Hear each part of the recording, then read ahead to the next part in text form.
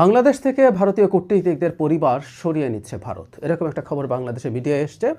এটা ইনফ্যাক্ট ভারতের মিডিয়ায় প্রথম এসেছিল, সেটার বরাতে বাংলাদেশে প্রকাশিত হয়েছে। আমরা খুব হালকাভাবে এটা দেখা ঠিক হবে না। আমাদের সরকারের উচিত হবে সতর্ক থাকা, এবং শুধু সরকার না, আমাদের রাজনৈতিক দলগুলো সতর্ক থাকা খুব জরুরি।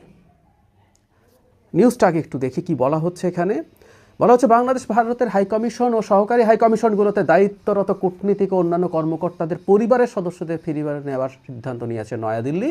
বাংলাদেশের নিরাপত্তা পরিস্থিতি বিবেচনায় মঙ্গলবার এই সিদ্ধান্ত নেওয়া হয়েছে বলে সরকারি সূত্র জানিয়েছে। জাতীয় সংসদ নির্বাচনের কয়েক সপ্তাহ আগে এরকম একটা ব্যবস্থা তারা নিয়েছে বলা হচ্ছে।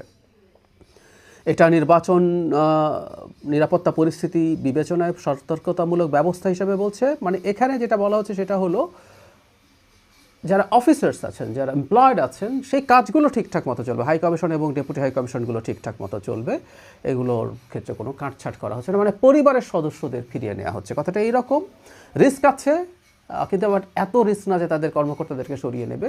তারা রিস্ক কমানোর জন্য পরিবারের সদস্যদেরকে ফিরিয়ে নিচ্ছেন। আমরা ভারতের সাথে সাম্প্রতিক সময়ে আমাদের যে ধরনের অ্যাটিটিউড, যে ধরনের এনগেজমেন্ট, যে ধরনের রিয়াকশন, ভারতের এটাকে আমরা হয়তো পাত্তা দিতে চাইবো না, কিন্তু আমাদের মনে রাখতে হবে যে এই পদক্ষেপটাকে খুব হালকা করে যেন আমরা না দেখি। আমাদের মানে ভারত কী চাইছে আসলে বাংলাদেশের নির্বাচন প্রসঙ্গে? যে নির্বাচনটা হতে যাচ্ছে এটা ভারত পছন্দ করছে না, পছন্দ না করার কোনো কারণ নেই। কারণ এই নির্বাচনে আওয়ামী লীগকে পার্টিসিপেট করতে দেয়া হচ্ছে না, সঙ্গত কারণেই। যদিও এই আলাপ আমরা করেছি যেভাবে এক্সিকিউটিভ ডিসিশনের কারণে আওয়ামী লীগ নির্বাচনে পার্টিসিপেট করতে পারছে না, এটা আমাদের জন্য ভালো হয়নি। খুব ভালো হতো যদি বিচারিক প্রক্রিয়ায় একটা সিদ্ধান্ত নিয়ে কাজটা করা যেত। যাই হোক, যেহেতু আওয়ামী লীগ পার্টিসিপেট করতে পারছে না, এটা পছন্দনীয় নয়। এবং ডক্টর ইউনূসের সরকারের তুলনায় একটা নির্বাচিত সরকারের সাথে হয়তো এনগেজ করতে সে বেটার ফিল করবে, কারণ ডক্টর ইউনূসের সাথে ভারতের সম্পর্ক খুব খারাপ হয়ে গেছে। কিন্তু আদতে বাংলাদেশে একটা স্থিতিশীল সরকার থাকুক, এটা ভারত চাইবার কথা না। স্থিতিশীল গণতান্ত্রিক সরকার থাকুক, এটা ভারতের চাইবার কথা না। কেন, আমি পরে বলছি। এই প্রেক্ষাপটে তারা যখন তাদের কূটনীতিকদের এবং অন্যান্য দায়িত্বরতদের পরিবারকে সরিয়ে নিচ্ছেন, এর মাধ্যমে আসলে একটা গ্লোবালি মেসেজ যাবে, ভারতের ভেতরে মেসেজ যাবে যে বাংলাদেশের নিরাপত্তা পরিস্থিতি আসলে খুব খারাপ। এটা খুব অস্বাভাবিক না, এই মেসেজটা আসলে যাবে। এই প্রেক্ষাপটে দাঁড়িয়ে আমাদের সরকারের উচিত হবে তার নিরাপত্তা, মানে বাংলাদেশে যে নিরাপত্তা পরিস্থিতি বিরাজ করছে নির্বাচনকে সামনে রেখে, সেটাকে স্ট্রেংথেন করা, সেটাকে ভিজিবল করা, এবং ইন্টারন্যাশনালি খোঁজখবর রাখা কোথায় কোথায় এই জিনিসগুলো নিয়ে কথাবার্তা হচ্ছে, এবং প্রয়োজনে সেই জায়গাগুলোতে আলাপ আলোচনা চালিয়ে যাওয়া। কারণ বাংলাদেশে একটা খুবই খারাপ পরিস্থিতি তৈরি হয়েছে, এটা আমাদের নির্বাচন কেমন হচ্ছে সেটাকে প্রশ্নবিদ্ধ করার সম্ভাবনা আছে।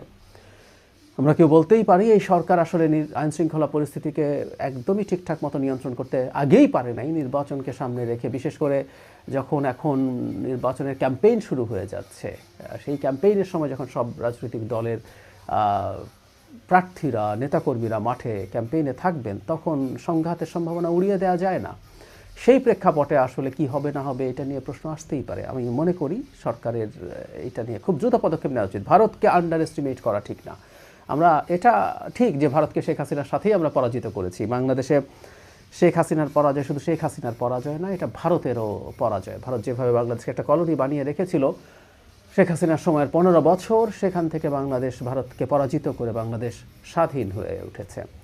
এই পরাজয় তো আসলে ভারত মানবে না, সহজে স্বীকার করবে না। তার গ্লোবাল ট্র্যাকশন আছে প্রচুর, ভারতের সফট পাওয়ার আছে, মিডিয়ার ওপরে তার নানা রকম ইনভলভমেন্ট আছে, তার দখল আছে ভারতীয় বংশোদ্ভূতদের। আমরা এই কারণে যেন ভারতকে আন্ডার এস্টিমেট না করি। ভারতের সাথে আমরা ইভেন আমাদের সম্পর্ক অনেক বেশি খারাপের পর্যায়ে চলে যাক, সেটাও আসলে ঠিক মতো আমরা চাইবো না। আমি প্রায় একটা কথা বলি, আমরা চাই ভারতের সাথে বাংলাদেশ একটা স্বাধীন সার্বভৌম দেশ, এইটা মেনে নিয়ে ভারতের সাথে, ভারত আমাদের সাথে একটা এনগেজমেন্টে যাবে, তার প্রিভিয়াস অ্যাটিটিউডকে রিয়ালাইন করবে। কিন্তু ওই যে বললাম, একটা ঝুঁকি আছে, যে কারণে আমাদের রাজনৈতিক দলগুলোরও সতর্ক থাকতে হবে। ঝুঁকিটা হচ্ছে, একটা গণতান্ত্রিক বাংলাদেশ যেটা রেগুলারলি নির্বাচন হয়, সরকার জনগণের ভোটে থাকে, এটা ভারতের জন্য ভালো কিছু না। কারণ জনগণের সমর্থন রাখা, সমর্থনে নির্বাচিত হওয়া কোনো সরকার আবার ভবিষ্যতে নির্বাচিত হতে চায় এমন কোনো সরকারের পক্ষে ভারতকে শেখ হাসিনার মতো দূরেই থাকুক, তার অর্ধেক বা 1/4 ব্ল্যাঙ্ক চেকও দেওয়া সম্ভব হবে না। সুতরাং গণতান্ত্রিক একটা উদার গণতান্ত্রিক বাংলাদেশ ভারতের স্বার্থের পক্ষে না, এবং বাংলাদেশে একটা র্যাদার স্বৈরাচারী সরকার, যাকে ভারত সরকার ম্যানেজ করে ফেলতে পারবে, ব্যক্তিকে বা একটা দলকে তার সাথে নেগোশিয়েট করে তাকে ক্ষমতায় রেখে, এটা ওর জন্য বেস্ট অপশন, হাসিনা মডেলের মতো। তো ফলে এটা ভারত চাইবে না। বাংলাদেশের নির্বাচনকে প্রশ্নবিদ্ধ করার জন্য যেসব আন্তর্জাতিক কাজ হবে তাতেও ভারতের ইনভলভমেন্টের সম্ভাবনা খুবই আছে। সেই প্রসঙ্গে আমি বলতে চাই আমাদের রাজনৈতিক দলগুলোকেও, মানে সরকার তো বটেই, রাজনৈতিক দলগুলো অ্যাট এনি কস্ট তাদের মধ্যে সংঘাত পরিহার করা। এটা আমি খালি ভারত বা ইন্টারন্যাশনাল কমিউনিটির কথা বলছি না। বাংলাদেশে একটা ভালো গ্রহণযোগ্য নির্বাচন, মানে ডক্টর ইউনূস যেভাবে বলছেন ইতিহাসের সেরা নির্বাচন, সেটার দরকার নেই, সেটা হবেও না, কিন্তু গ্রহণযোগ্য একটা ভালো নির্বাচন যদি বাংলাদেশের না হয় আমরা খুব বড় বিপদের মধ্যে চলে যাব।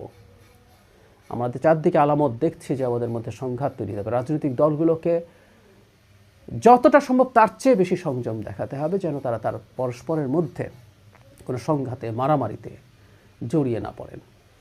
একটা সঠিক নির্বাচনের মাধ্যমে বাংলাদেশের গণতান্ত্রিক ব্যবস্থার পুনঃপ্রবর্তন যদি না হয়, বাংলাদেশ মারাত্মক বিশৃঙ্খল অবস্থায় পৌঁছে যাবে, এমনকি একটা গৃহযুদ্ধের পরিস্থিতি তৈরি হবে না, এটাও কেউ বলতে পারেন না। আমরা যেন সতর্ক হই। চারদিকে বহু খেলোয়াড় মাঠে নেমে গেছেন, মাঠে আছেন, আরও নতুন নতুন করে নামবেন।